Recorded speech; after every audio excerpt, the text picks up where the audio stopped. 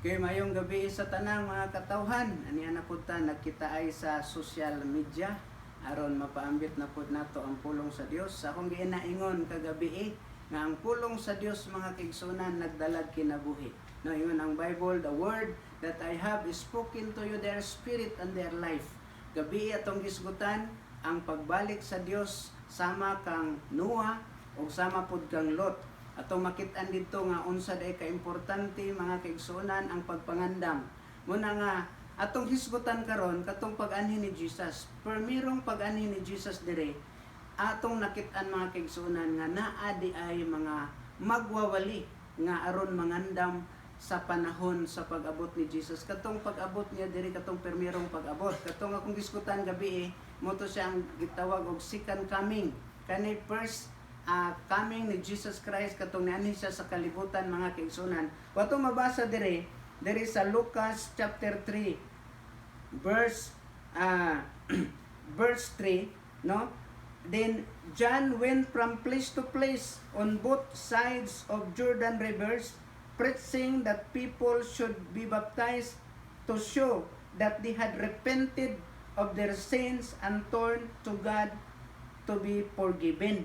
O ato makita dire naaday nangandam to permirong pag-abot ni Jesus Christ, naaday magwawali mga kaigsunan nga si John the Baptist aron iyang i-prepare ang dalan sa Dios, no? Kanang maandam ang matag kasing-kasing sa mga katawhan. Muna nga ningon diri sa verse 4, Isaiah had spoken by John when he said, "He is a voice shouting in the wilderness, prepare for the Lord's coming, clear the road for Him." Ato makita mga kaigsunan nga pag moabot day ang king, no, kung sa history, pag nagani usa ka king nga mo visit dito sa usa ka nasod nga kanang iyahang nakangker mga kaigsunan, i-prepare ng dalan sa dili pa moabot ang king, kanang iandamon ang matag dapit, no, ug mo ning nahitabo nga sa pag-abot day ni Jesus, kung permirong abot ni Jesus mga kaigsunan, kung unsa ka importante ang mga katawhan nga mangandam sa matag kinabuhi, no? Andamon ang matag kasing-kasing katong pag-anhi ni Jesus. How much more nga kanang second coming na gyud, nga paingon na gyud ngadto sa langit ang mga katawhan. Katong pag-anhi ni Jesus permiro dire, gipaandam lang ganito aron ma-meet nila si Jesus Christ, no? Muna nga ingon pa dire, andama, prepare the way for the Lord's coming, clear the road for Him, no? The valley will be filled and the mountains and hills made level. A curbs will be strengthened and the rough places made smooth, and then all the people will see the salvation sent from God. Sa to pa ato makit-an diri mura og lantawon nato mura lag physical nga preparation mga kaigsunan, pero dili lang din siya physical preparation kundi spiritual preparation din. Paingon nga prepare the way of the Lord's coming, clear the road for Him. Dayon the valley will be filled. Unsa man ang valley, no? Valley kanang murag walog. Kabalo ba kaunsa nang walog, no? Naghisgot na mga kaigsunan og mga insecurity, inferiority, unforgiveness sa mga katawhan. O gusto sa Dios nga matabunan na siya, mahimong level. Then napagyud dire, the mountains and hills will made level. But pasabot katong mga garbo mga kaigsunan gusto sa Ginoo nga mopaubos, no? Mga mountains, mga pride sa atong kinabuhi, gusto sa Dios nga malibel.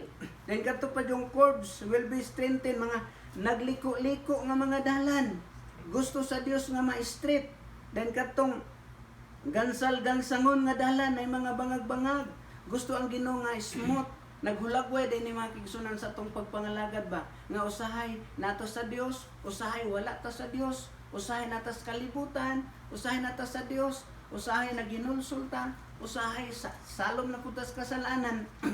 Gusto sa Ginoo nga ato nang istriton ang dalan para sa Ginoo mga kaigsunan, og ma-prepare ang atong kasing-kasing. Buot pasabot day mangandam ta aron ma-meet ni si Jesus Christ nga ready na nga muluwas, muayo sa mga katawhan mga kaigsunan. There is a verse 7, nangutana ang mga tao. When the crowd came to John for baptism, he said, si John, ingon aniha, you brood of snakes, who warn you to flee God's coming wrath.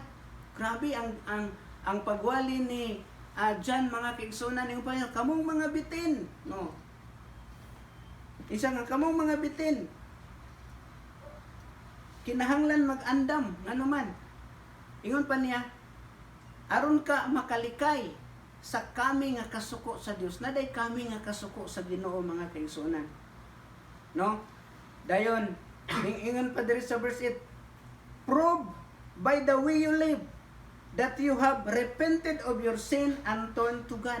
Naday ipakita mga kaigsunan, atong ipakita, naday mga aksyon nga mapakita nga tinuod nga naghinulsulta sa atong mga kasalanan, no? Don't just say to each other, we're safe for we are descendant of Abraham. Dili ko nung maingon tong mga Israel kay panahon aning pagwali ni John the Baptist ang iyang audience mga Israel man. Yung sa nga ayaw mo pagsalig nga mga kaliwat mo ni Abraham.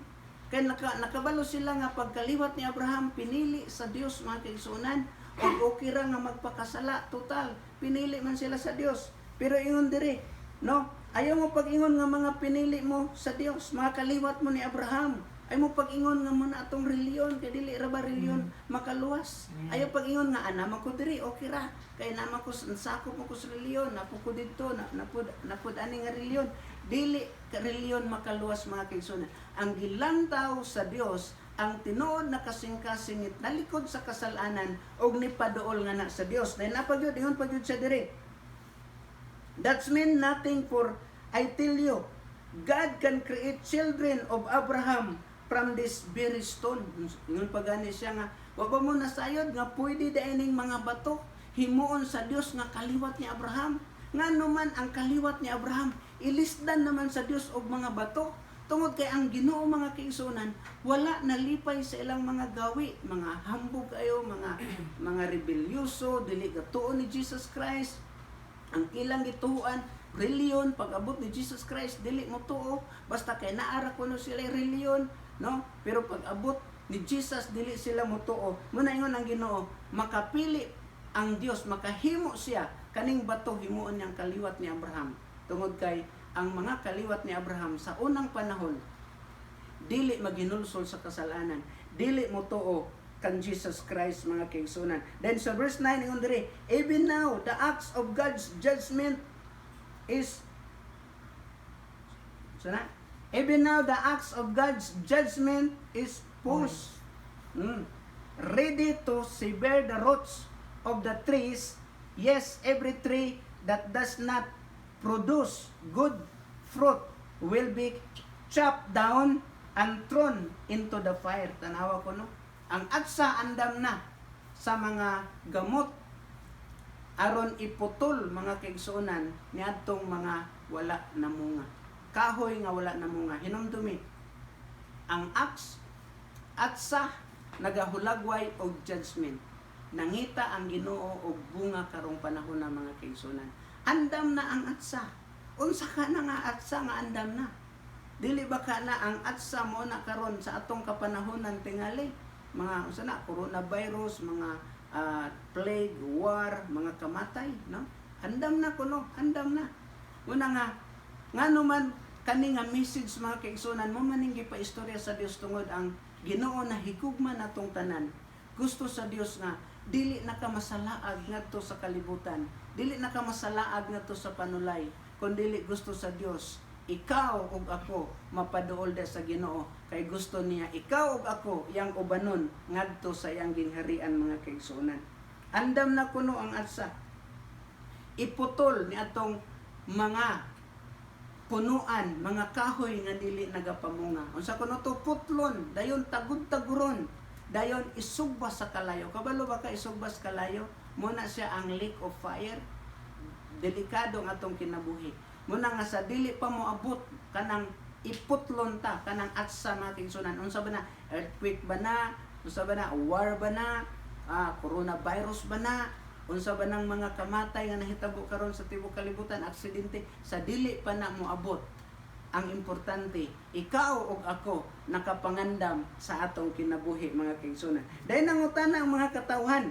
The crowd asked, what should we do? Unsa man among buhaton? Dayon si John reply, if you have 2 shirts, give 1 to the poor. Kung nakuno kay usa ka sanina, nakay duha ka sanina, ihatag kuno ngadto sa kabus. If you have food, share it to those who are hungry. No? Muna nga kung unsa day na mo, gusto sa Ginoo nga ang tinuod nga naghinulsol, mga kaigsunan, gusto sa Dios, ang kinaayahan sa Dios nga manghinatagon na nato kung na kay extra, labi na karon nga daghan nagalisod, pag naka extra nga bugas ihatag ngadto sa uban. Kung na kay unsa nay daghan imong pundo da, i-share ngadto sa uban. Kay mo nay gusto sa Ginoo, kinaihan sa Dios ang pagpanghatag.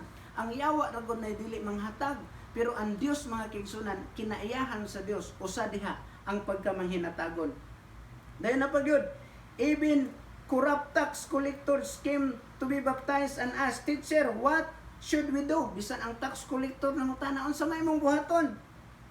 He replied, "Collect more taxes than the government require." Oh, ingon dai siya, mag-collect lang ka og mga taxes nga gi-require, ayon na pakapini. Put pasabot nga atong pakapinan aron napoy atuan napod sa government, napod sa mga kolektor. Ingon ni John the Baptist, dili na inana. Dayon ngadto pod sa mga sundalo, what should we do? As some soldiers. John replied, don't exert money for make false accusation and be content with your pay. Sa to pa, na may ilang buhaton nga mga makakwarta sila. Munaingon ang Ginoo, ayaw na mo pagpangwarta sa dinautan. Kundili, hinulsulan na nato. Di lang magtikas-tikas. Mga businesses, mga kaigsunan nga na mga minaro diha, ato na ning hinulsulan. Nga naman, kay ang Dios, muni ang gusto. Kay hapit na siya mobalik, gusto niya ma-prepare ang atong kinabuhi. Okay, matod pa diha sa Isaiah chapter 1, verse 18. Unsay ginaingon diha? Come now, let us settle this. Oh, ikaw day og ako gipa duol ka sino, come now, let us settle this, says the Lord. Though your sin are like scarlet, I will make them as white as snow. Nanawara, nay assurance nga bisag unsa ka dautan ang imong mga kagahapon, unsang ato mga kasalanan nga nahimo, pwede na muundang ta, mudangop ta sa Dios, tungod kay sa diyang mudangop ka sa Dios, yang ibutang ang iyang balang espiritu diri sa toa aron ikaw makapundo na sa kasalanan, di na ka mag-desire sa kasalanan, kundi lang imong i-desire mo na ang pagbulutan sa Ginoo. No, unsa pa diyo ginaingon? Tumbalikon, come now, let us settle this, says the Lord. Though your sin are like scarlet, I will make them as white as snow. Though they are red like crimson, I will make them as white as wool. Okay, grabe. Kanang nagyutay assurance, mga kaigsunan. Muna nga karon ang panahon na labi ng grabing kamatay sa ato makitaan sa palibot, no? Karon ang panahon sa pagpangandam, panahon sa pagpangandam. Dayon naghatag na siya assurance, kung muduol lang kaniya, wow, kaya niya irison, kaya niya baguhon ang atong kinabuhi. Dayon, iyon pa niya, if you will only obey me, you will have plenty to eat. No? Kung musunod lang yun dahil ta sa Ginoo sa atong sundon, pagbias kasalanan, dangop ta sa Dios. Kung musunod lang dahil ta diha sa Ginoo, mga kaigsuunan, wow, ingon pa diha, plenty to eat. Dili magutman kung musunod lang dahil ta diha sa Ginoo. Kay ngano man ang Ginoo maga-supply sa tanan natong mga panginahanglan. Then ang pinakakuyaw diha sa 20, but if you turn away and refuse to listen, kung dili ta mo maminaw, no? Kung mutalikod ta sa pulong sa Dios ug di nato paminahon, mga kaigsunan, you will be devoured by the swords of your enemies, and the Lord have spoken. Tingali sa unang nga panahon, akong balikon na, but if you turn away and refuse to listen, kani yung word nga refuse to listen, nga naman, kung ang mga tao ganahan pas pagpakasala, kung maminaw bitaw silang badlongon, murag adili na dayon nila paminawon. Ang tawag ana, refuse to listen. You will be devoured by the swords of your enemies. Tingali, ang gigamit sa una pagpatay og tao, swords. Sa World War ato mga kaigsunan, ang ipanggamit pusil, mga bomb, no? Pero karon ang ginagamit coronavirus, no? Ingon pa da, you will be devoured by the swords of your enemies. Kung atong lantawon karon dili man swords na ang mupatay, coronavirus man, no? Delikado dai kayo mga kaigsunan kung dili ta maminaw sa sugo sa Ginoo. Muna nga sa may purpose sa pagwali sa pulong sa Dios. Nganong kaniman sige man pag hinulsol sa kasalanan tungod kay mo ning kalipay sa Ginoo. Akong balikon ang istorya. Si Jesus primero gani niyang pag-abot mga kaigsunan. Raise up man gani sa John the Baptist aron pag-prepare sa dalan sa Dios inig-abot niya. Dayon ingon siya ang kaluwasan mo abot sa diyang ma-prepare ang atong mga kasing-kasing. How much more karon nga second coming moabot ang Ginoo mga kaigsunan. Andamon ang atong kinabuhi. Walay lain nato pag-andam mga kaigsunan. Talikdan atong kasalanan, atong basahon ang pulong sa Dios tungod kay mao ni ang kaluwasan atong madawatan. Diha sa John chapter 17 verse 3. Okay, diri na ta magtapos. No. Atong talikdan ang atong mga kasalanan og mudangop ta sa Dios, sugdan nato basa ang pulong sa Dios, ila-ilahon nato ang Ginoo mga kaigsunan pinagi sa iya mga pulong. Ingon pa diri sa 17 verse 3, and this is the way to have eternal life. O nana, tingali mong tanaka, unsaon ako nga makabatog kinabuhi walay katapusan. Unsa to? Hinulsulan nato mga kasalanan, talikdan din mudangop ta sa Dios. Pagdangop nato sa Dios, unsa tong buhaton? Ila-ilahon nato ang Dios. Naa kay relasyon mga kaigsunan sa Dios. Kay mo nang gusto sa Ginoo. Dili ang kaluwasan, dili ang reliyon, kundi ang pakigrelasyon sa Ginoo. Napare, and this is the way to have eternal life, to know you. Tanaw, to know you, the only true God, and Jesus Christ, the one you sent to earth. Sa to pa, gusto ka makabato kinabuhi katapusan, talikdan nato mga kasalanan, dayon sugdan nato dawaton si Jesus Christ, atong ila-ilahon si Jesus Christ, pinaagi sa pagbasa sa pulong sa Dios, pagpaminaw sa pulong sa Dios, kay nganuman, ingon siya, the only true God, and Jesus Christ, the one you sent to earth. Oh, klaro na ba? Akong balik og basa aron maklaro. And this is the way to have eternal life. Unsa ko no? Moning pamaagi nga makadawat kag kinabuhi way katapusan, to know you. Makaila sa Dios. The only true God, and Jesus Christ, the one you sent to earth. Mga kaigsunan, muni ang panahon nga mangandam ta. Og sa di pa ko magtapos, magampo ta. No, kung naman diha, gusto na nga mobiyas kasalanan, suhid ani nga mga pagampo, ipiyong imong mata. Suhid ani. Inaamahan nga nasa langit, salamat kayo nga si Jesus Christ imong gipadala sa kalibutan aron mamatay sa cross, bayad sa akong kasalanan. Pasaylo ako Ginoo sa akong mga kasalanan. I am willing nga akong biyaan ang kasalanan ug mudangop ako diha kanimo. Giablihan ko ang akong kasing-kasing.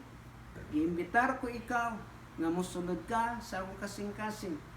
Ug ikaw akong himon Ginoo ug manluluwas sa akong kinabuhi. Salamat Lord, limpyuhi ang akong kasing-kasing hunahuna sa imong dugo. Ug salamat kay Ginoo nga ikaw ang Dios nagapasaylo sa akong kasalanan. In Jesus name. Amen. Mag-pray ko sa inyo nga nada sa panimalay nga nagapaminaw ani, no, magampo tag blessing. Amahan nga labing gamanan, salamat Lord. Padayon mig pray panalangin. Provision sa matag pamilya Ginoong Dios, og I pray God nga ihatag ang dugang kusog, kalig-on, kung na may nagmasakiton, I pray healing in the mighty name of Jesus. Og salamat kay Ginoong Dios, ang kalinaw among madawatan. Dili kami mahadlok unsa nahitabos palibot, tungod kay ikaw ang among Dios. Mga kahadlok sa mga kasing-kasing mga tangtang, mapulihan og pagtuo og pagsalig diha kanimo. Salamat o God, in Jesus name. Amen.